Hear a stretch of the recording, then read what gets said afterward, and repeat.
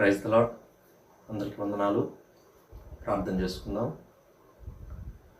పూజ్యుడా, పరిశుద్ధుడా, మహాగణుడా, మహోన్నతుడా, ధవలవర్ణుడా, రత్నవర్ణుడా, నీతి సూర్యుడా, న్యాయవంతుడా, యేసయ్యా, మా స్తుతులకు పాత్రుడా, మా ఆరాధనకు యోగ్యుడా, మీకే స్తుతులు స్తోత్రాలు వందనాలు చెల్లించుకుంటున్నాం ప్రభువా.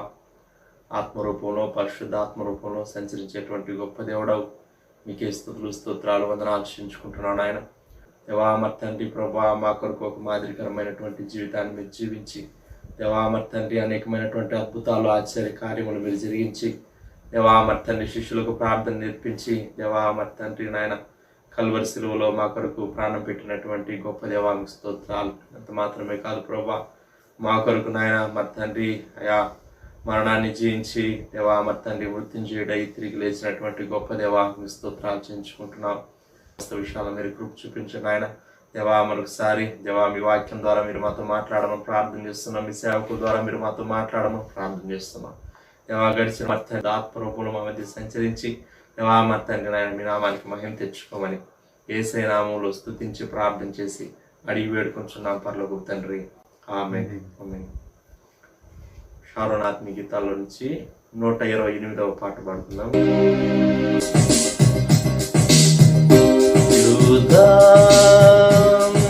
స్తుతి గోత్రపు సింహమా యేసయ్యా, నా ఆత్మీయ ప్రగతిని స్వాధీనమా. యూదా స్తుతి గోత్రపు సింహమా యేసయ్యా, నా ఆత్మీయ ప్రగతిని స్వాధీనమా. నీవే కదా నా ఆరాధన, ఆరాధన స్తుతి ఆరాధన, ఆరాధన స్తుతి ఆరాధన. నీవే కదా నా ఆరాధన, ఆరాధన స్తుతి ఆరాధన, ఆరాధన స్తుతి ఆరాధన.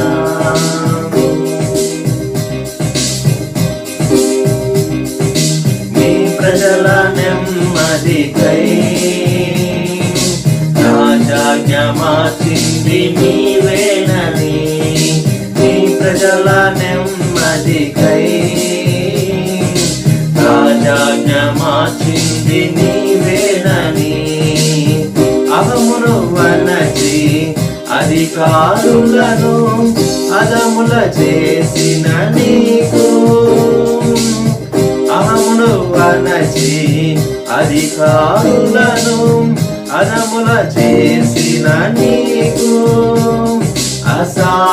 అసాధ్యమైనది ఏమున్నది, అసాధ్యమైనది ఏమున్నది, అసాధ్యమైనది ఏమున్నది, అసాధ్యమైనది ఏమున్నది. యూదా స్తుతి గోత్రపు సింహమా యేసయ్యా, నా ఆత్మీయ ప్రగతిని స్వాధీనమా. నీవే కదా నా ఆరాధన, ఆరాధన స్తుతి ఆరాధన, ఆరాధన స్తుతి ఆరాధన. యథా ప్రకారంగా 91వ కీర్తన చదువుకుందాం ప్రియులారా. మహోన్నతుని చాటున నివసించువాడే సర్వశక్తి నీడను విశ్రమించువాడు, మహోన్నతుని చాటున నివసించువాడే సర్వశక్తి నీడను విశ్రమించువాడు. ఆయనే నాకు ఆశ్రయము, నా కోట, నేను నమ్ముకున్న నా దేవుడని నేను యెహోవాని గురించి చెప్పుచున్నాను. ఆయనే నాకు ఆశ్రయము, నా కోట, నేను నమ్ముకున్న నా దేవుడని నేను యెహోవాని గురించి చెప్పుచున్నాను. వేటకాని ఊరిలో నుండి ఆయన నిన్ను విడిపించును, నాశనకరమైన తెగులు రాకుండా నిన్ను రక్షించును. వేటకాని ఊరిలో నుండి ఆయన నిన్ను విడిపించును, నాశనకరమైన తెగులు రాకుండా నిన్ను రక్షించును. ఆయన తన రెక్కలతో నిన్ను కప్పును, ఆయన రెక్కల క్రింద నీకు ఆశ్రయం కలుగును. ఆయన సత్యము కీడెమును డాలునై ఉన్నది. ఆయన తన రెక్కలతో నిన్ను కప్పును, ఆయన రెక్కల కింద నీకు ఆశ్రయం కలుగును. ఆయన సత్యము కేడము డాలనై ఉన్నది. రాత్రి వేళ కలుగు భయమునకైనను పగటి వేళ ఎగురు బాణమునకైనను, రాత్రి వేళ కలుగు భయమునకైనను పగటి వేళ ఎగురు బాణమునకైనను, చీకటిలో సంచరించే తెగులునకైనను మధ్యాహ్నం అంతా పాడు చేయు రోగమునకైనను నీవు భయపడుకుందువు. చీకటిలో సంచరించు తెగులకైనను మధ్యాహ్నం మందు పాడి చేయి రోగమునకైనను నీవు భయపడకుందు. నీ ప్రక్కన 1000 మంది పడినను, నీ కుడి పక్కన 10,000 మంది కూలినను అపాయం నీ యొద్దకు రాదు. నీ ప్రక్కన 1000 మంది పడినను, నీ కుడి ప్రక్కన 10,000 మంది కూలినను అపాయం నీ ఎదుకు రాదు. నీవు కన్నులారా చూస్తుండగా భక్తిహీనులకు ప్రతిఫలం కలుగును. నీవు కనులారా చూచుండగా భక్తిహీనులకు ప్రతిఫలం కలుగును. యెహోవా నీవే నా ఆశ్రయము అని నీవు మహోన్నతుడైన దేవుని నీకు నివాస స్థలముగా చేసుకుని ఉన్నావు. యెహోవా నీవే నా ఆశ్రయము అని నీవు మహోన్నతుడైన దేవుని నీకు నివాస స్థలముగా చేసుకుని ఉన్నావు. నీకు అపాయం ఏమీ రాదు, ఏ తెగులును నీ గుడారం సమీపించదు. నీకు అపాయం ఏమీ రాదు, ఏ తెగులును నీ గుడారమును సమీపించదు. నీ మార్గములన్నిటిలో నిన్ను కాపాడుటకు ఆయన నిన్ను గూర్చి తన దూతలకు ఆజ్ఞాపించును. నీ మార్గములన్నిటిలో నిన్ను కాపాడుటకు ఆయన నిన్ను గూర్చి తన దూతలకు ఆజ్ఞాపించును. నీ పాదములకు రాయి తగలకుండా వారు నిన్ను తమ చేతుల మీద ఎత్తి పట్టుకుందరు. నీ పాదములకు రాయి తగలకుండా వారిని తమ చేతుల మీద ఎత్తి పట్టుకుందరు. నీవు సింహములను నాగుపాములను త్రొక్కెదవు, కదమ సింహములను భుజంగములను అనగద్రొక్కెదవు. నీవు సింహములను నాగుపామును త్రొక్కెదవు, కదమ సింహమును భుజంగములను అనగద్రొక్కెదవు. అతడు నన్ను ప్రేమించుచున్నాడు గనుక నేను అతన్ని తప్పించదను, అతడు నా నామం ఎరిగిన వాడు గనుక నేను అతన్ని గనపరచెదను. అతడు నన్ను ప్రేమించుచున్నాడు గనుక నేను అతన్ని తప్పించదను, అతడు నా నామం ఎరిగిన వాడు గనుక నేను అతను గనపరచెదను. అతడు నాకు మొరపెట్టగా నేను అతనికి ఉత్తరం ఇచ్చేదను, శ్రమలో నేను అతనికి తోడై ఉండేదను, అతను విడిపించి అతన్ని గొప్ప చేసేదను. అతడు నాకు మొర్రపెట్టగా నేను అతనికి ఉత్తరం ఇచ్చేదను, శ్రమలో నేను అతనికి తోడై ఉండేదను, అతను విడిపించి అతని గొప్ప చేసేదను. దీర్ఘాయు చేత అతనిని తృప్తిపరచదను, నా రక్షణ అతనికి చూపించదను. దీర్ఘాయువు చేత అతను తృప్తిపరచదను, నా రక్షణ అతనికి చూపించేదను. ఆమేన్. దేవుని వాక్యం విందాం ప్రియులారా. దైవజనులు బానాంటి గారు వచ్చి మనకు దేవుని వాక్యాన్ని అందిస్తారు. రక్షకుడైన యేసుక్రీస్తు నామంలో మీకు శుభములు తెలియజేస్తున్నాను. దేవుని వాక్యాన్ని ధ్యానం చేసుకుందాం. అది ఆదికాండము 32వ అధ్యాయం 26వ వచనం. తెల్లవారుచున్నది గనుక నన్ను పోనిమ్మనగా అతడు, నీవు నన్ను ఆశీర్వదించితేనే గాని నిన్ను పోనీయనెను. మరొక మాట చదువుతాను. ఆదికాండము 32వ అధ్యాయం 26వ వచనం. ఆయన తెల్లవారుచున్నది గనుక నన్ను పోనిమ్మనగా అతడు, నీవు నన్ను ఆశీర్వదించితేనే గాని నిన్ను పోనీయనెను. ప్రార్థన. పరిశుద్ధ ప్రభా, ప్రేమగల దేవ, మీ హృదయపూర్వకమైన స్తుతులు స్తోత్రాలు చెల్లించుకుంటున్నాం. భోజనపు బల్ల చుట్టూరా మేము చేరి ఉన్నాం. బలమైన ఆహారాన్ని మీరు మాకు అందించండి, మా ఆత్మలను పోషించండి, మమ్మల్ని నూతనపరచండి. అయ్యా, మా ముందున్న విశ్వాస యాత్ర కొరకు మమ్మల్ని సిద్ధపరచండి. అవసరాలైన నన్ను కృపలో జ్ఞాపకం చేసుకోండి. అయ్యా, మీ ఆత్మతో అభిషేకించండి తండ్రి. పొందుమని ముందున్న సమయం అంతటిని ఆశీర్వదించమని యేసు నామములోనే ప్రార్థిస్తున్నాం తండ్రి. ఆమేన్. ఈ ఉదయకాల సమయంలో ఆదికాండము 32వ అధ్యాయంలో యాకోబు జీవితంలో నుంచి ఒక బలమైన అంశాన్ని మనం ఆలోచన చేయబోతున్నాం. యాకోబు యొక్క ఆ జీవితంలో ఒక స్టేజ్, ఒక దశ లేక ఒక సమయం వచ్చేటప్పటికీ తాను తనకున్న సమస్తమును తనకు కలిగినదంతయు అని రాయబడింది 32వ అధ్యాయం 23వ వచనంలో. తనకు కలిగినదంతయు పంపివేసి తాను ఒక్కడే మిగిలి తాను దేవునితో అక్కడ పెనుగులాడుతున్నట్లుగా మనం చూస్తాం. దేవునితో తాను పోరాడుతున్నాడు, లేక దేవుని సన్నిధిలో తాను మరి ఆ స్ట్రగుల్ అవుతున్నాడు, ఆ బ్రతిమలాడుతున్నాడు. ఎందుకు అని కనుక మనం ఆలోచన చేస్తే 26వ వచనంలో రాయబడింది, నీవు నన్ను ఆశీర్వదించితేనే గాని నిన్ను పోనీయను అని చెప్పి. యాకోబు తన జీవితంలో ఆ వివిధ దశలలో చాలా విషయాలను సాధించుకుంటూ వచ్చాడు, చాలా సులభంగా సాధించుకుంటూ వచ్చాడు. ఉదాహరణకి తన అన్న యొక్క జ్యేష్ఠత్వాన్ని చాలా సులువుగా ఒక గిన్నెలో కొంచెము మరి చిక్కుడుగాయ కూర వేసిచ్చి దాన్ని సాధించేసుకున్నాడు. వాళ్ళ తండ్రి దగ్గరికి వెళ్ళి వాళ్ళ అమ్మ తయారు చేసిన బలమైన చక్కని రుచి కలిగిన ఆహారం తీసుకొని వెళ్ళి చాలా సులువుగా తండ్రి యొక్క ఆశీర్వాదాన్ని తీసుకున్నాడు. తన మామ దగ్గరికి వెళ్ళిన తర్వాత లాబాను ఇంటిలో సహా చాలా సులువుగా తనకున్న లోక సంబంధమైన మెలకువలతో ఆస్తిని సంపాదించుకున్నాడు. విస్తారంగా తాను దీవించబడ్డాడని రాయబడి ఉంటుంది. ఆదికాండంలో 30వ అధ్యాయం 43వ వచనంలో ఇలా వ్రాయబడింది, ఆ ప్రకారము ఆ మనుష్యుడు అత్యధికముగా అభివృద్ధి పొంది విస్తారమైన మందలు, దాసీలు, దాసులు, ఒంటెలు, గాడిదలు కలవాడాయను. యాకోబు చాలా సులువుగా తాను అత్యధికముగా అభివృద్ధి పొందాడు. విస్తారమైన అంటే లెక్కలేనన్ని, లెక్కించలేనంత విస్తారమైన సంపద, మందలు, దాసీలు, దాసులు, ఒంటెలు, గాడిదలు, ఇలాగా తాను సంపాదించుకున్నాడు. అయితే తన జీవితంలో తాను ఒక్కదాని కోసం మాత్రం చాలా ఒక ఆశతోటి తాను పెనుగులాడినట్లుగా, పోరాడినట్లుగా మనం చూడబోతున్నాం. ఉదయకాల సమయంలో మనం ఆలోచించబోతున్న అంశం ఏంటంటే Jacob's passion for real blessing. నిజమైన ఆశీర్వాదము కొరకు యాకోబు యొక్క ఆ యొక్క తాపత్రయాన్ని గురించి మనం ఈ ఉదయకాలం ఆలోచన చేయబోతున్నాం. ప్యాషన్ అనే దానికి ఆ డిక్షనరీ ఇచ్చిన అర్థాలు ఏంటంటే ఎర్నెస్ట్ ఎంతూజియాజం, చాలా నిజమైన ఒకలాంటి ఆశ, ఆ తాపత్రయం, ఈగర్ డిజైర్, చాలా బలమైన కోరిక, ఒక జీల్, తన ఎఫర్ట్ అంతా దానిలోనే పెడుతున్నాడు. ఏ వెరీ స్ట్రాంగ్ లైకింగ్, విపరీతమైన ఆశ, విపరీతమైన ప్రేమ, విపరీతమైన కోరిక ఆ యాకోబు దేవుని యొక్క ఆశీర్వాదం మీద కలిగి ఉన్నాడు. అందుకే ఆ జేకబ్స్ యొక్క ప్యాషన్ గురించి మనం ఉదయకాలం ఆలోచన చేయబోతున్నాం. అయితే ఈ అంశాన్ని గురించి ధ్యానం చేయకపోయే మునుపు, లేక ఈ అంశాన్ని ధ్యానిస్తూ ఉండగా what is your passion for అనే దాని గురించి కూడా మనం సైమల్టేనియస్గా ప్యారలల్గా ఆలోచన చేసుకుంటూ వస్తాం. యాకోబు తన జీవితంలో కలిగిన ప్యాషన్ను గురించి, ఆ యొక్క వెరీ స్ట్రాంగ్ లైకింగ్, తనకి దేని మీద ఆశ ఉందో దాని గురించి ఆలోచిస్తూ ఉండగా ఈ ఉదయం నీకు దేని మీద ఉంది ప్యాషన్? మొట్టమొదటిగా యాకోబు జీవితంలో నుంచి యాకోబు యొక్క ప్యాషన్ గురించి మనం ఆలోచన చేయబోతున్నాం. తనకు కలిగిన జ్యేష్ఠత్వాన్ని సంపాదించుకున్నాడు, తండ్రి దీవెన సంపాదించుకున్నాడు, లాభాన్ని మోసం చేసి విస్తారమైన పశు సంపద, మందలు, దాసదాసీలను సంపాదించుకున్నాడు. అయినా తనకి అందులో తృప్తి లేదు. తనకున్న ఒక ప్యాషన్ ఏంటంటే to earn, to receive the real blessing of God. ప్రియమైన దేవుని బిడ్డలారా, మన జీవితాల్లో కూడా మనము కలిగి ఉండవలసిన ప్యాషను దేవుని యొక్క ఆశీర్వాదం కొరకు మనం తాపత్రయపడాలి. ఎందుకు దేవుని ఆశీర్వాదం మనకు కావాలి అని కనుక మనం ఆలోచన చేస్తే, మొదటి దినవృత్తాంతాల గ్రంథము 17వ అధ్యాయం 27వ వచనంలో ఇలా వ్రాయబడింది. చూడండి, మొదటి దినవృత్తాంతాల గ్రంథము 17వ అధ్యాయం 27వ వచనంలో దావీదు తన మాటల్లో చెప్తున్నాడు. First Chronicles chapter 17 and verse 27.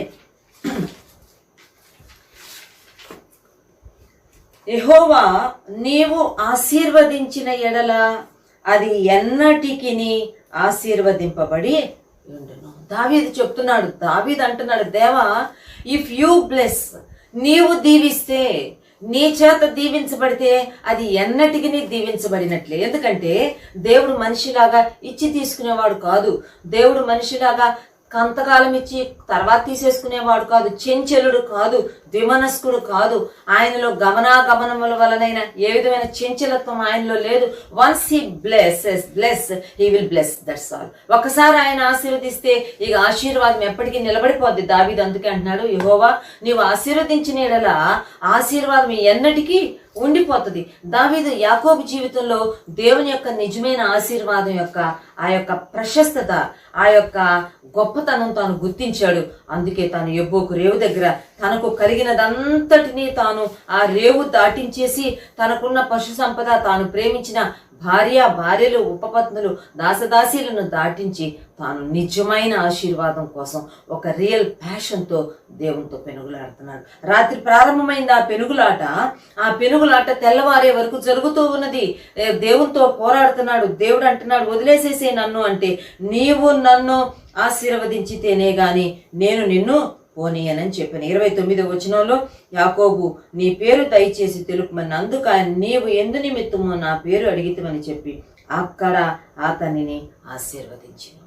యాకోబు దేవుని యొక్క ఆశీర్వాదం పొందారు. ఉదయకాల సమయంలో మనం కూడా ఇటువంటి రియల్ ప్యాషన్ కలిగి ఉన్నాం. దేవా నువ్వు నన్ను ఆశీర్వదించు, నీవు నన్ను దీవించు, నీ దీవెన నాకు కావాలి అని మనం అడగాల్సిన వారంగా ఉన్నాం. అపోస్తలుడైన పౌలు ఎఫెసీ పత్రిక 1వ అధ్యాయం 3వ వచనంలో మరి దేవుని యొక్క ఆశీర్వాదం యొక్క అసమానతను గురించి తాను ఒక చక్కని అద్భుతమైన స్టేట్మెంట్ తానిస్తున్నాడు. ఎఫెసీ పత్రిక 1వ అధ్యాయం 3వ వచనంలో ఇలా వ్రాయబడింది, మన ప్రభువైన యేసుక్రీస్తు యొక్క తండ్రి యగు దేవుడు స్తుతింపబడును గాక, ఆయన క్రీస్తు యేసు నందు పరలోక విషయములలో ఆత్మ సంబంధమైన ప్రతి ఆశీర్వాదమును అనుగ్రహించును. దేవుని యొక్క ఆశీర్వాదము తన కుమారుడైన యేసుక్రీస్తు ద్వారా అది ప్రత్యక్షపరచబడింది. అది ఈరోజు నీవు నేను అందుకోవడానికి ఆయన తన కుమారుని మన కోసం పంపించాడు. ఆయన కుమారుని ద్వారా నీవు నేను ఆశీర్వదించబడడానికి యేసుక్రీస్తులో ఉన్న ఆశీర్వాదం లేక దేవుని యొక్క ఆశీర్వాదం యొక్క ప్రత్యేకత ఏంటంటే ఇట్ ఈస్ హెవెన్లీ. అది పరలోక సంబంధమైన ఆశీర్వాదం. ఇది ఇట్స్ నాట్ వరల్డ్లీ, లోక సంబంధమైనది కాదు, ఇది భూ సంబంధమైన ఆశీర్వాదం కాదు. అందుకే యాకోబు తన జీవితంలో ఒక దశ వచ్చేటప్పటికి గుర్తించాడు, నాకు ఈ లోక సంబంధమైన దీవెన కాదు, ఇది లోకం బట్టికే ఆగిపోద్ది. ఈ భూ సంబంధమైన దీవెన ఈ భూమి మీద ఉన్నంత కాలం బట్టికే ఆగిపోద్ది. నాకు తర్వాత కూడా కావాలి. Even for eternity I want to be blessed. నిత్యత్వం వరకు నిత్యత్వం కొరకు కూడా నేను దీవించబడాలని కోరుకున్నాడు. అందుకే దేవునితో పోరాడాడు. ఇక్కడ పౌలు స్పష్టంగా చెప్తున్నాడు, యేసుక్రీస్తునందు పరలోక విషయములలో ఆత్మ సంబంధమైన ప్రతి ఆశీర్వాదమును ఆయన మనకు అనుగ్రహించను. బిడ్డలకు మనం దీవెనలు ఇవ్వగలమేమో, లేక బిడ్డలను మనం చాలా రీతులుగా మనం వృద్ధిలోనికి తెచ్చామనుకుంటామేమో. అవి ఏదన్నా చేస్తే భూ సంబంధంగా మెటీరియలిస్టిక్గా వరల్డ్లీగా వాళ్ళని మనం లిఫ్ట్ చేయగలమేమో, కానీ పరలోక విషయాలలో దీవించవలసింది దేవుడు మాత్రమే. రెండోది, మానసికంగా మెంటల్గా ఫిజికల్గా వాళ్ళని మనం బ్లెస్ చేయొచ్చేమో, కానీ ఆత్మీయ రంగంలో ఆధ్యాత్మికంగా వారిని ఆశీర్వదించాలంటే అది ప్రభు దగ్గర మాత్రమే ఉన్నది. కనుక మనము ప్రభు దగ్గరికి రావాల్సిన వారం ఉన్నాం, మన బిడ్డలను కూడా ప్రభు దగ్గరికి తీసుకురావాల్సిన వారం ఉన్నాం. ప్రభు ఆత్మ సంబంధమైన పరలోకపు ఆశీర్వాదాలు మా బిడ్డలకు దయచేయి, మా కుటుంబాలకు దయచేయి, మా సంఘానికి దయచేయమని ఆ రియల్ ప్యాషను నీవు నేను కలిగి ఉండాల్సిన వారంగా ఉన్నాము. అపోస్తుల కార్యాలు 3వ అధ్యాయంలో నిజమైన ఆశీర్వాదాన్ని గురించి ఒక నిర్వచనం అక్కడ రాయబడింది. పేతురు తన ప్రసంగంలో చెప్తున్నాడు. చూడండి, అపోస్తుల కార్యాలు 3వ అధ్యాయం 26వ వచనం. దేవుడు తన సేవకుని పుట్టించి మీలో ప్రతి వానిని వాని దుష్టత్వము నుండి మళ్లించుట వలన మిమ్మును ఆశీర్వదించుటకు ఆయనను మొదట మీ యొద్దకు పంపెను.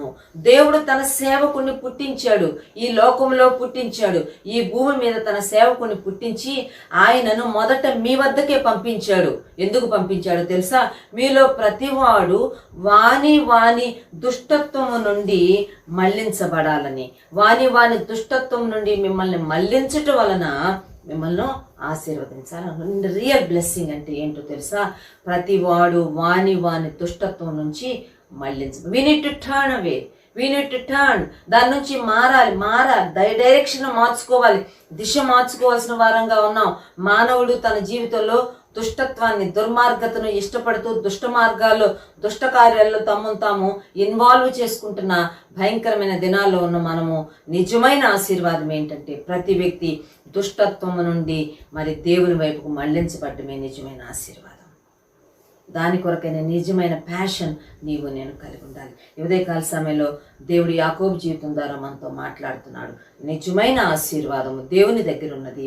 అది ఆత్మ సంబంధమైన ఆశీర్వాదము, అది పరలోక విషయాల్లో దేవుని దగ్గర నుంచి అందుకునే ఆశీర్వాదము, అది భూమి మీద మన దైనందిన జీవితంలో దుష్టత్వం నుంచి మళ్లించబడమే నిజమైన ఆశీర్వాదం అని చెప్పి చాలా స్పష్టంగా లేఖనాల్లో మనకి రాయబడుతుంది. మరొక భక్తుని యొక్క ప్యాషన్ గురించి నేను ఉదయకాలం జ్ఞాపకం చేయాలనుకుంటున్నాను. అది నిర్గమకాండము 33వ అధ్యాయంలో భక్తుడైన మోషే మనకు కనపడతాడు. మోషే జీవితంలో Moses had got his own passion. Moses కూడా తనకు ఒక సొంత ఆశ ఉన్నది, ఒక బలమైన కోరిక ఉన్నది. ఏంటి అని గనక మనం చూస్తే నిర్గమకాండము 33వ అధ్యాయం 18వ వచనం.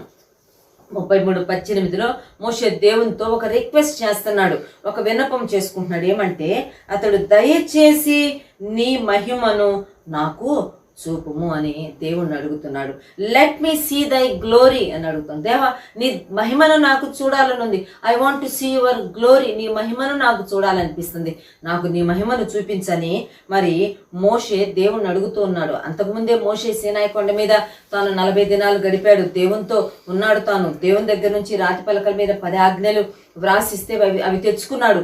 But again he wants to see God's glory.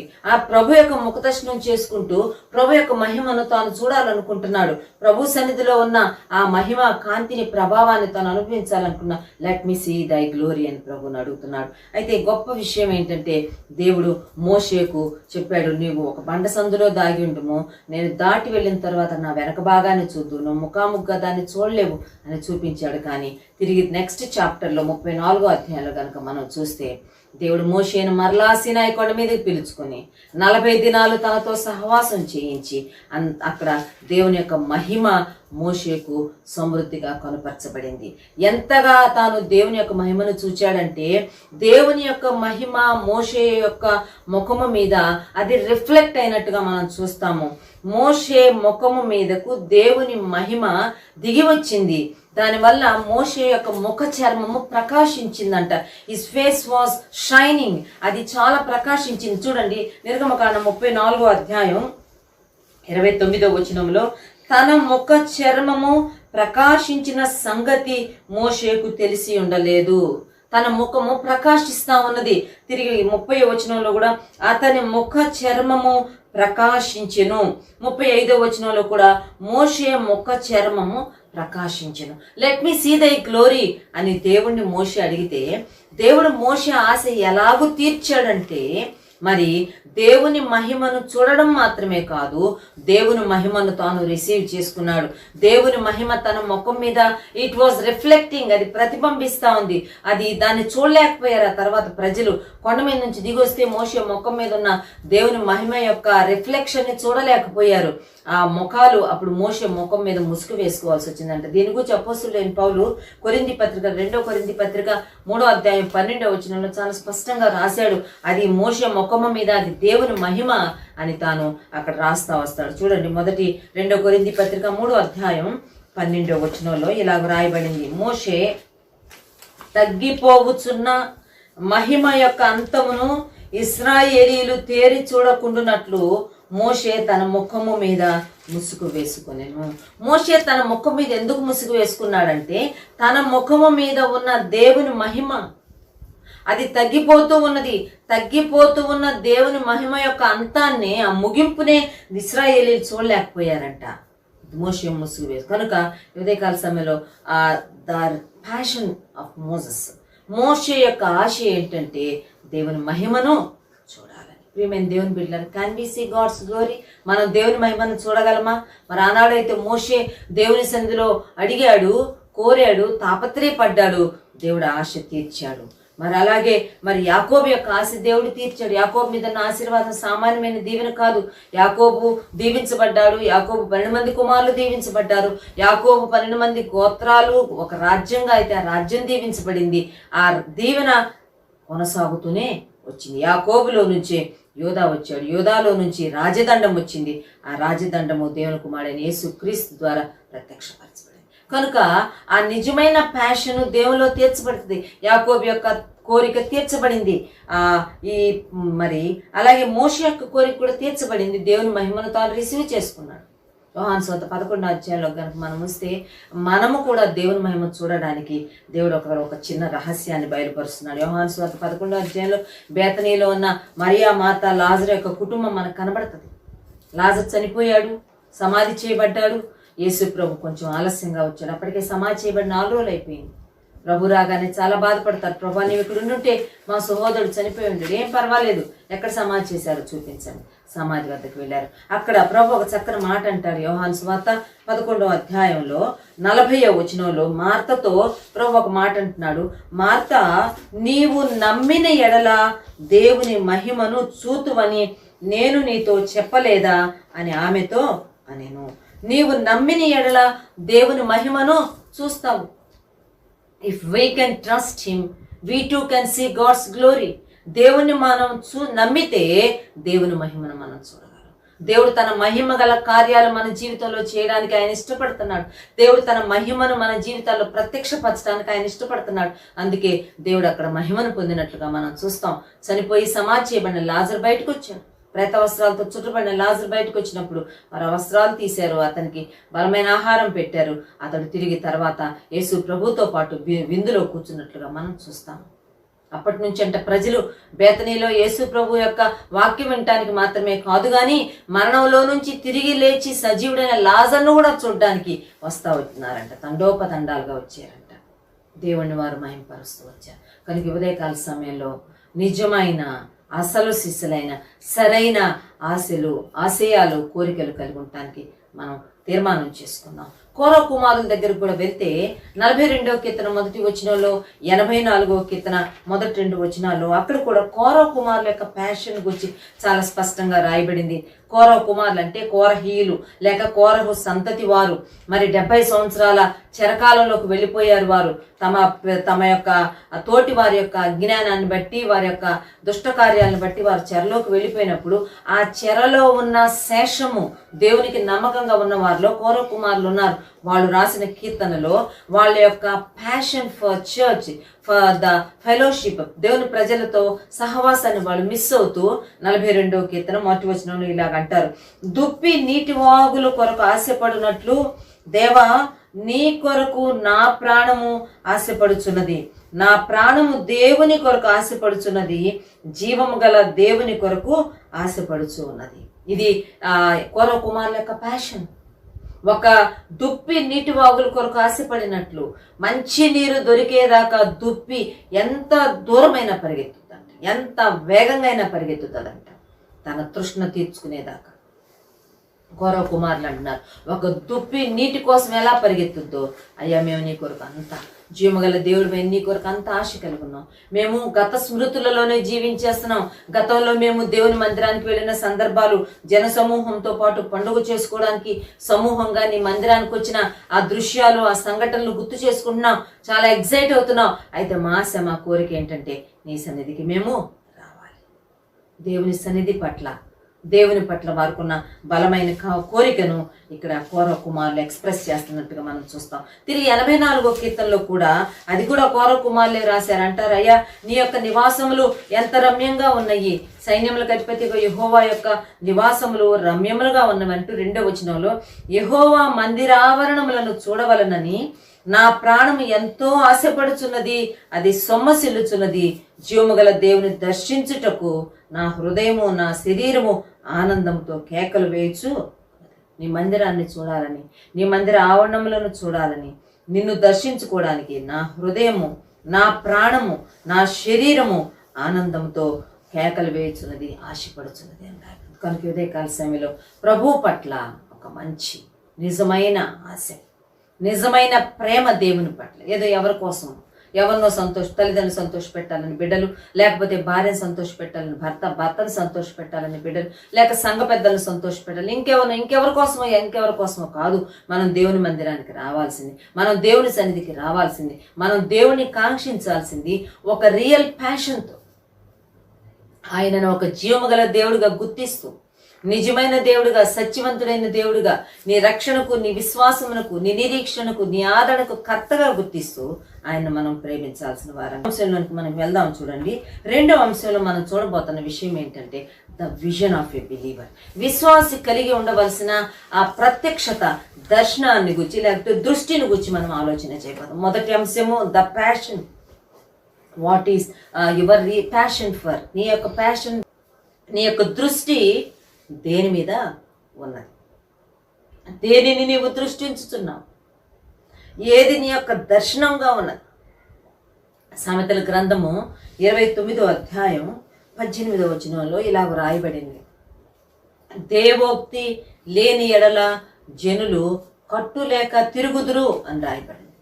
దేవోక్తి లేకపోతే ఇంగ్లీష్లో ఇంకా కొంచెం ఈజీగా ఉంది, అర్థమయ్యేటట్టుగా ఉంది. Where there is no vision people perish అని రాయబడింది.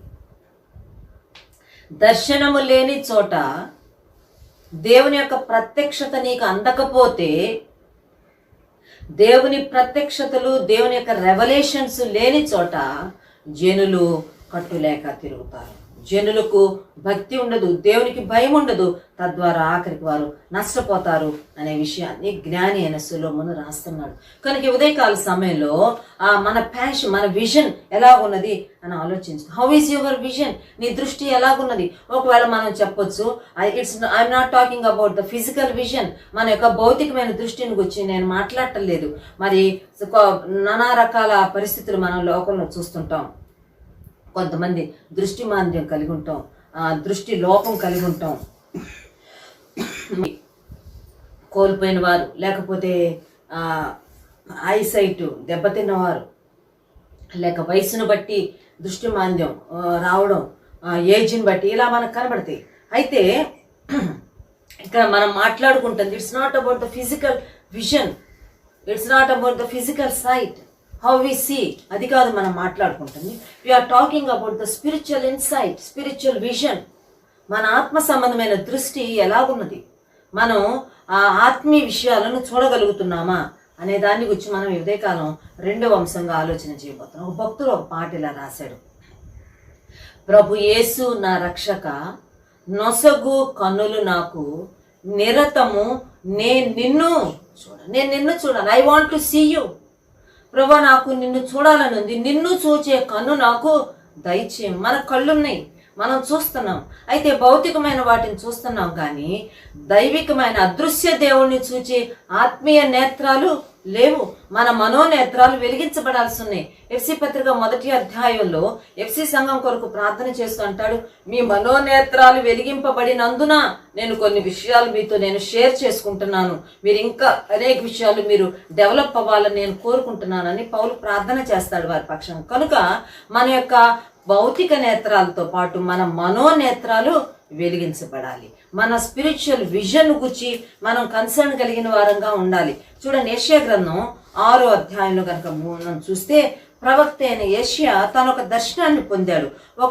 ఒక స్పిరిచువల్ విజన్, ఒక స్పిరిచువల్ ఇన్సైట్ తాను సంపాదించుకున్నాడు. ఏంటి ఆ విజన్ అని కనుక చూస్తే, ఒకరోజు తాను కలిగిన దర్శనం ఏంటంటే 6వ అధ్యాయం యెషయా గ్రంథము 1వ వచనం, రాజైన ఉజ్జియా మృతి నొందిన సంవత్సరమున అత్యున్నతమైన సింహాసనమందు ప్రభువు ఆసీనుడయుండగా నేను చూచితిని.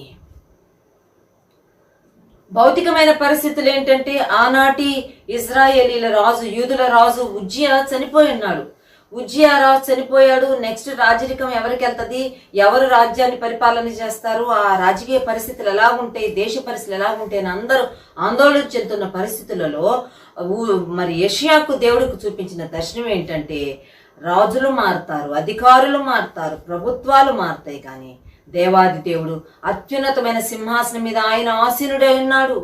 God is on the throne, he is reigning, he is ruling. ఆయన యొక్క సింహాసనం స్థిరమైనది, ఆయన యొక్క రాజ్యం శాశ్వత రాజ్యము, ఆయన తరతరాలు పరిపాలన చేస్తాడనే ఒక గొప్ప దర్శనాన్ని దేవుడు యెషయాకు అందించినట్టుగా మనం చూస్తాం.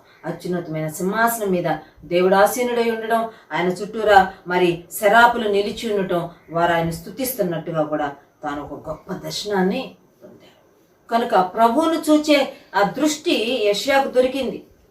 వృద్ధుడైన యోహాను దగ్గరికి గనక మనం వెళ్తే, శిష్యుడైన యోహాను తన వృద్ధాప్యంలో మరి యేసుప్రభు యొక్క 2 మంది అపోస్తలులలో ఆఖరిగా చనిపోయింది అపోస్తుడైన యోహాను. యోహాను తన వృద్ధాప్యంలో తనను చంపాలని ఎంతో ప్రయత్నం చేశారంట, తాను చచ్చిపోలేదు.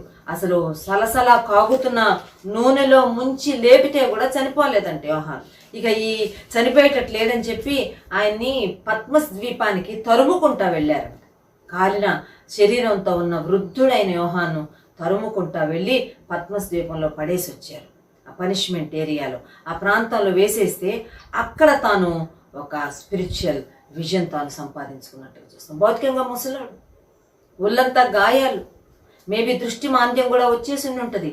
అయితే తను చూడండి, యోహాను ప్రకటన గ్రంథం 1వ అధ్యాయంలో 12-13 వచనాల్లో, ఇది వినగా నాతో మాట్లాడుచున్న స్వరమేమిటో అని చూడ తిరుగగా 7 సువర్ణ దీపస్తంభములను, ఆ దీపస్తంభముల మధ్యను మనుష్య కుమారుని పోలిన వకనిని చూచితిని. ఫిజికల్ సైట్ పోయి ఉంటుందేమో, కళ్ళల్లో కూడా నూనె పడిపోయి ఉంటుంది, గుడ్డివాడు ఆల్మోస్ట్ అయిపోయి ఉంటాడేమో, కానీ తన స్పిరిచువల్ ఇన్సైట్ చాలా బాగుంది, స్పిరిచువల్ విజన్ చాలా బాగుంది, అది డివైన్ ఇన్సైట్ చాలా బాగుంది, డివైన్ సైట్ బాగుంది, దైవికమైన దృష్టి.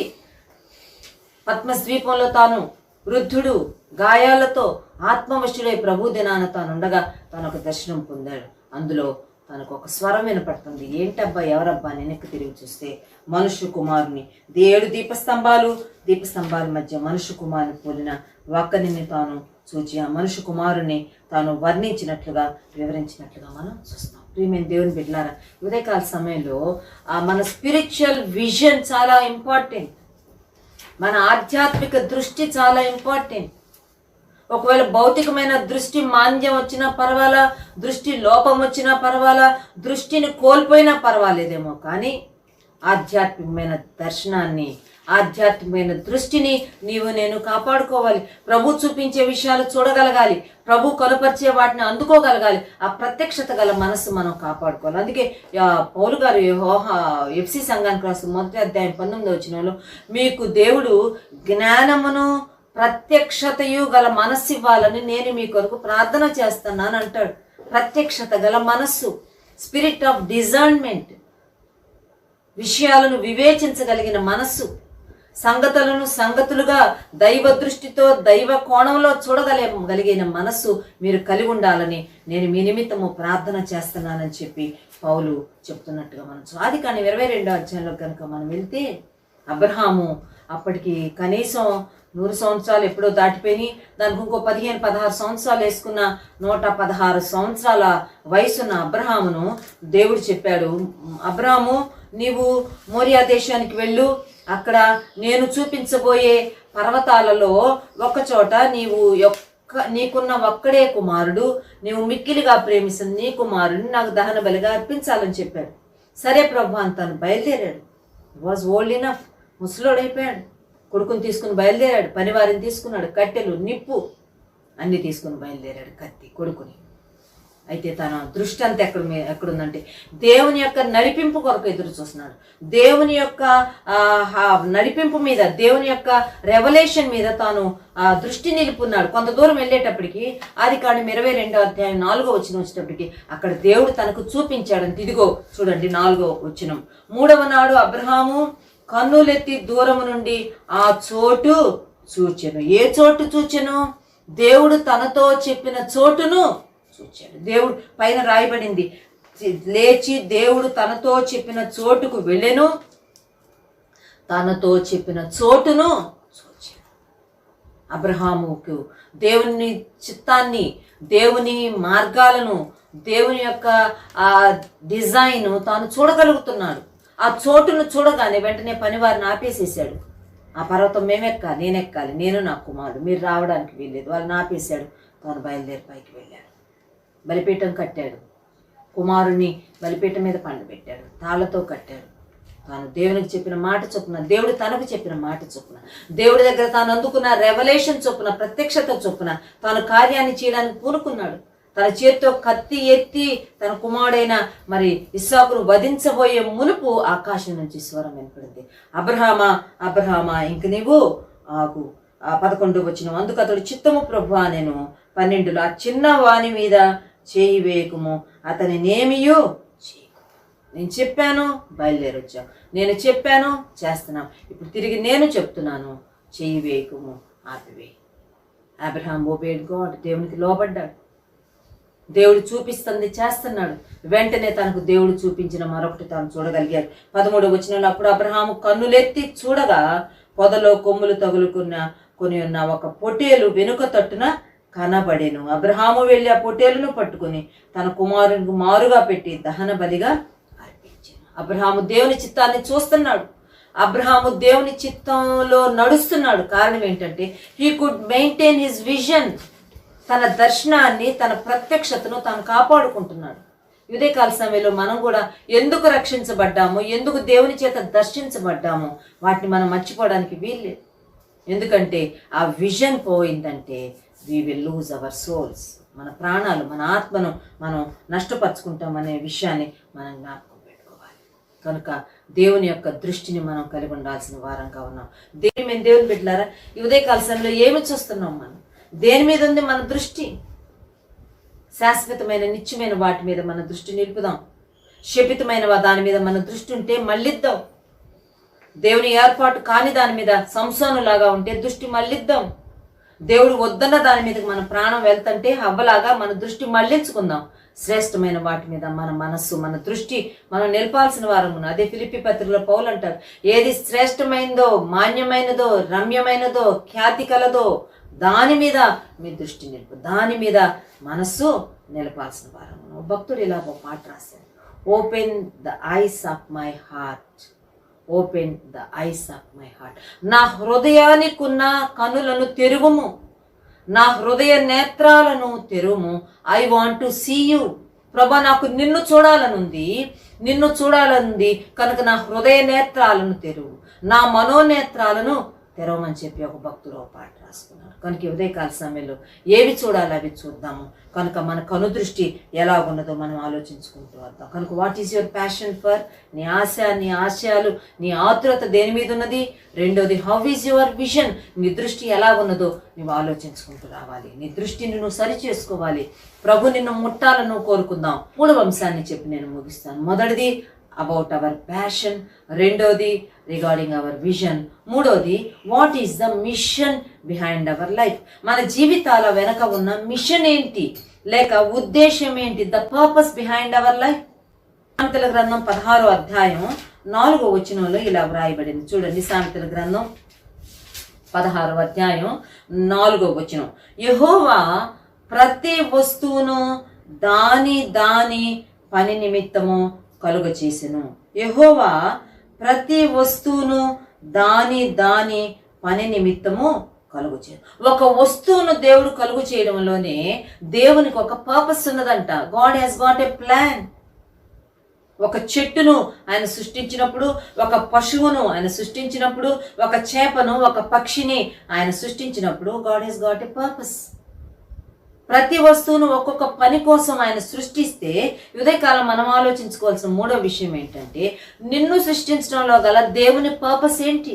What is the mission of your life? Have you realized, have you recognized God's purpose for your life? నీ జీవితం పట్ల ఉన్న దేవుని పర్పస్ ఏంటో, దేవుని యొక్క ప్రణాళిక ఏంటో, దేవుని యొక్క ఆయన నిర్ణయించిన కార్యం ఏంటో నువ్వు గుర్తించావా? What is the mission behind your life? నీ జీవితం వెనకాల ఉన్న దేవుని ఉద్దేశం ఏంటో నీవు గుర్తించాల్సిన వారు. ఉదయకాల సమయం ఆలోచన చేసుకో. వస్తువే, ఒక చెట్టే, ఒక పశువే, ఒక పక్షే, ఒక సూర్యుడు, నక్షత్రము, మబ్బులు, ఆకాశము, వర్షము, ప్రతిదీ దేవుడి ఉద్దేశంతో సృష్టిస్తే తన స్వంత రూపంలో తన చేతులతో నిర్మించబడిన నీనా పట్ల God has got a purpose. We need to realize that, we need to recognize that mission. మన జీవితం వెనకాల ఉన్న ఉద్దేశం, మనం చేయవలసిన కార్యం, మనం నిర్వహించవలసిన కార్యాన్ని మనం గుర్తించవలసిన వారంగా ఉన్నాం. దేవుడు తన కుమారుడైన యేసుక్రీస్తుని లోకానికి ఆయన ఒక పని నిమిత్తము పంపించాడు. ఆ కార్యాన్ని ఆయన సంపూర్తి చేసుకుని వెళ్ళాడు. అందుకే అంటాడు కానా వివాహంలో, అమ్మ నా సమయం ఇంకా రాలేదు, దేవుడు నన్ను ఒక పని కొరకు పంపించాడమ్మా, తండ్రి పని మీద నేను ఉండాలని నీకు తెలీదా? చూడండి, లోకాసు వార్త 12వ అధ్యాయంలో మరి ఒకసారి యేసు ప్రభుకు అప్పుడు 12 సంవత్సరాల వయసు. వారు ప్రతి సంవత్సరం పస్కా పండుగకు వారు యెరూషలేముకు వెళ్ళి వచ్చేవాళ్ళు. ఆ సంవత్సరం కూడా అలాగే వాళ్ళు యెరూషలేముకు వెళ్ళి వాళ్ళు రిటర్న్ అవుతూ ఉన్నారు. రిటర్న్ అవుతూ ఉంటే యేసు ప్రభు బంధువుల్లో ఉన్నాడు అనుకున్నారు మరియా యోసేపులు. కాబట్టి వారు ప్రయాణం చేసేసారు. కొంత దూరం వచ్చేసిన తర్వాత వాళ్ళు వెతుక్కుంటే యేసు ప్రభు వాళ్ళ దగ్గర లేడు, బంధువులు లేరు. మళ్ళా వాళ్ళు ప్రభు కోసం వెనక్కి వెళ్తే యెరూషలేములో దేవాలయంలో పెద్ద పెద్ద ధర్మశాస్త్రోపదేశకులతో కూర్చొని చాలా విషయాలు మాట్లాడుతుంటే వీళ్ళు వెళ్ళి చాలా వరి అయిపోయారు. 48వ వచనం, లోకాసు వార్త 2వ అధ్యాయం 48వ వచనం. ఆయన తల్లిదండ్రులు ఆయనను చూచి మిక్కిలి ఆశ్చర్యపడిరి. ఆయన తల్లి, కుమారుడా, మమ్మను ఎందుకు ఇలాగు చేసితివి? ఇదిగో నీ తండ్రియు నేనును దుఃఖపడుచు నిన్ను వెదుకుచుంటిమని ఆయనతో చెప్పగా ఆయన, మీరేల నన్ను వెదకుచుంటిరి? నేను నా తండ్రి పనుల మీద ఉండవలెనని మీరెరుగరా అని వారితో చెప్పాను. నేను నా తండ్రి పనుల మీద, I have got a mission. God has sent me with a mission to this world. ఈ లోకానికి నా తండ్రి ఒక పని మీద పంపించాడమ్మా. నా తండ్రి పనుల మీద నేను ఉండాలని మీకు తెలియదా? కానా వివాహంలో ప్రభు అంటాడు, అయ్యా ద్రాక్షారసం అయిపోయింది అయ్యా, చూడయ్యా వాళ్ళు మన బంధువులు, మనం కూడా ఉన్నాం ఈ పెళ్ళిలో అంటే, అమ్మా నా సమయం ఇంకా రాలేదు, to start my mission, to start my work.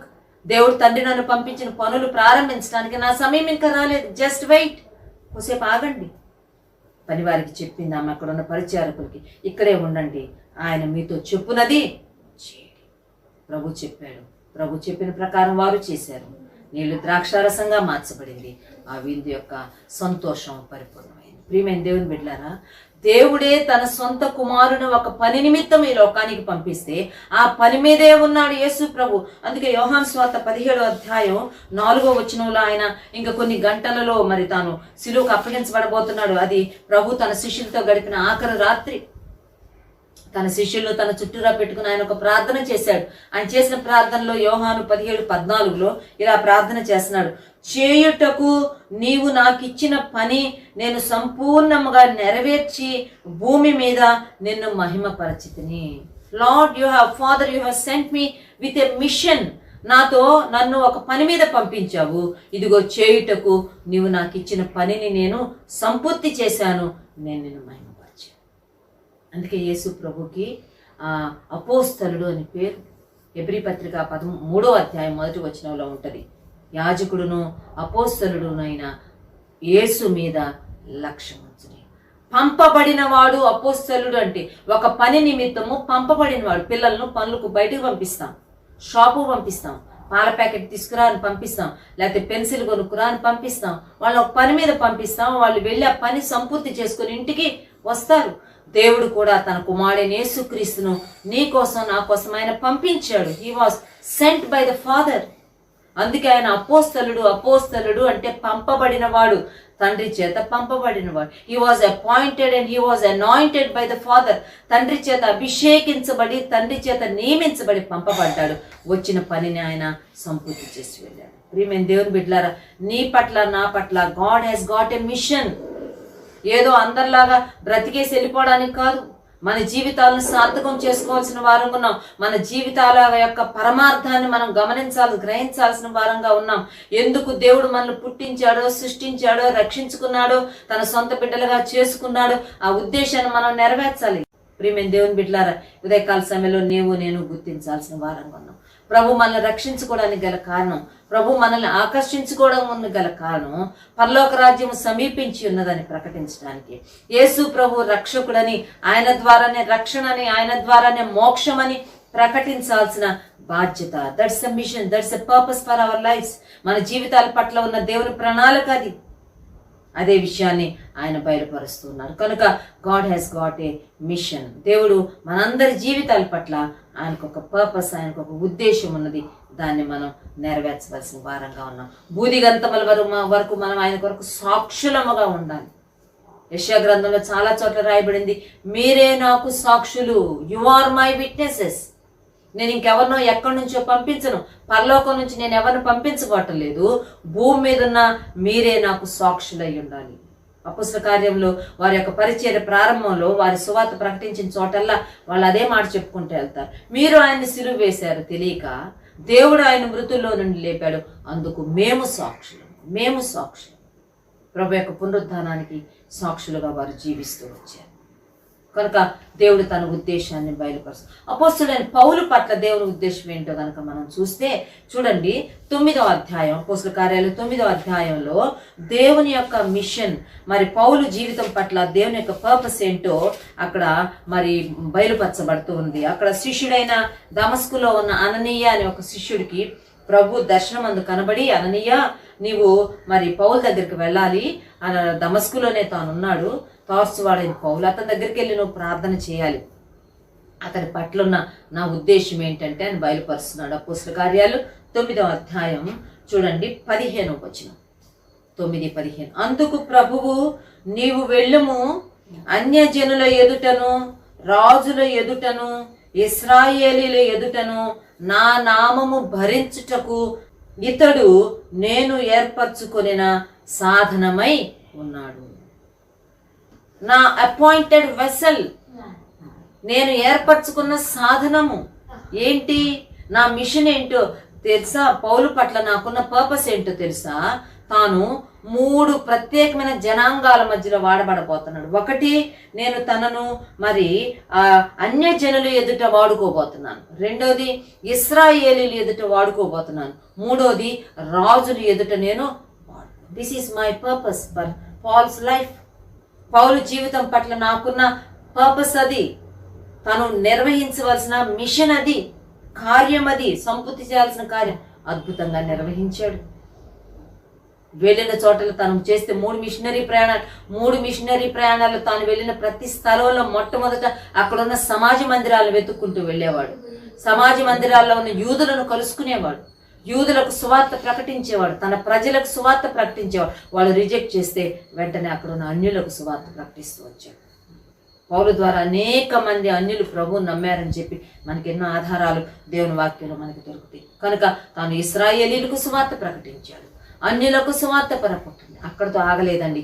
రాజులు ఎదుట తాను నిలవబడ్డాడు, కైసరి ఎదుట తాను నిలువబడ్డాడు, ఫేలిక్స్ ఎదుట తాను నిలబడ్డాడు, ఫేస్తు ఎదుట తాను నిలవబడ్డాడు, అగ్రిప్ప రాజు ఎదుట తాను నిలవబడ్డాడు.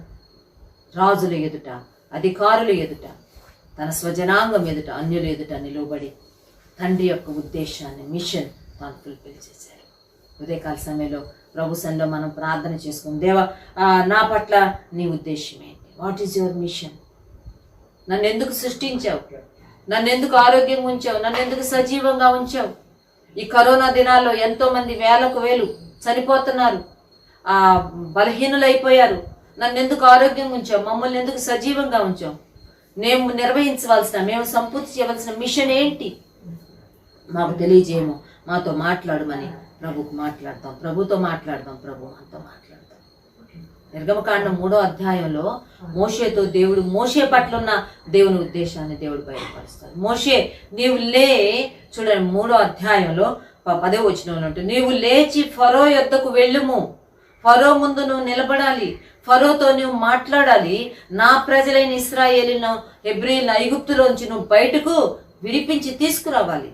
ఇది నీ పట్లున్న నా మిషన్. అందుకే నేను నిన్ను ఏర్పాటు చేసుకున్నాను, అందుకే నేను సంక్లిష్ట పరిస్థితుల్లో కూడా నిన్ను కాపాడాను. నైలు నదిలో పడవేసినా కానీ నువ్వు బ్రతికేటట్లు నేను చేశాను, నీ ప్రాణాన్ని కాపాడాను. ఎందుకో తెలుసా? నీవు సంపూర్తి చేయవలసిన మిషను ఇది. లే, ఫరో ఎదుటకు వెళ్ళు, ఫరో ముందు నీవు నిలబడాలి.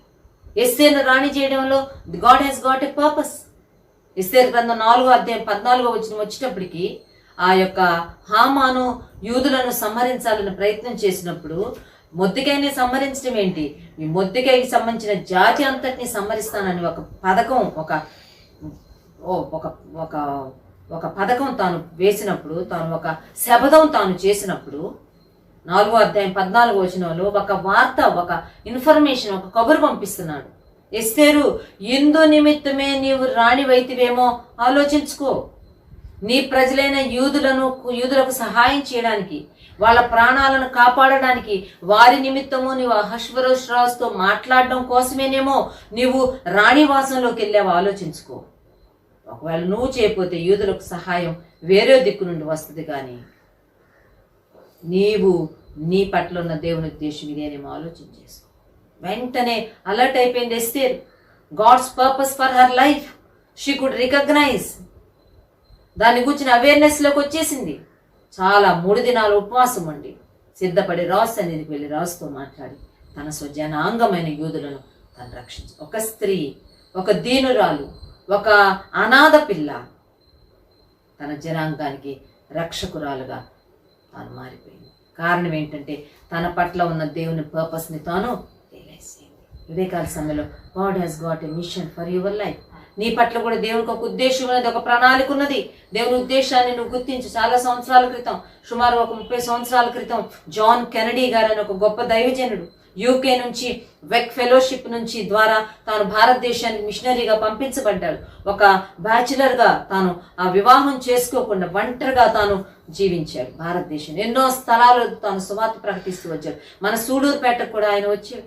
మన షారోన్ సంఘంలో కూడా ఆయన పరిచర్య చేశాడు. కొన్ని సంవత్సరాలు ఆయన పీరియాడికల్గా మనల్ని విజిట్ చేస్తూ వచ్చేవాడు. అద్భుతమైన ఆయన బైబిల్ స్కాలర్, బైబిల్ టీచర్. ఎన్నో గొప్ప గొప్ప సందేశాలు, కొండ మీద ప్రసంగం మీద అద్భుతమైన ప్రసంగాలు ఆయన మనకు చేసి వెళ్ళేవాడు.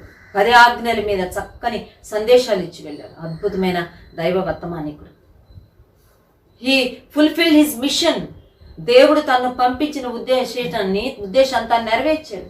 He was a missionary for India. భారతదేశం కొరకు ఒక మిషనరీగా వెక్ ఫెలోషిప్ డిసైడ్ చేసినప్పుడు మిషనరీగా భారతదేశానికి వచ్చి తన మిషన్ను సంపూర్తి చేసి తిరిగి భారతదేశం మీదే, ఈ భారత గడ్డ మీదే తన ప్రాణాన్ని వదిలిపెట్టి భారతదేశంలోనే తన సమాధి ఉన్నది.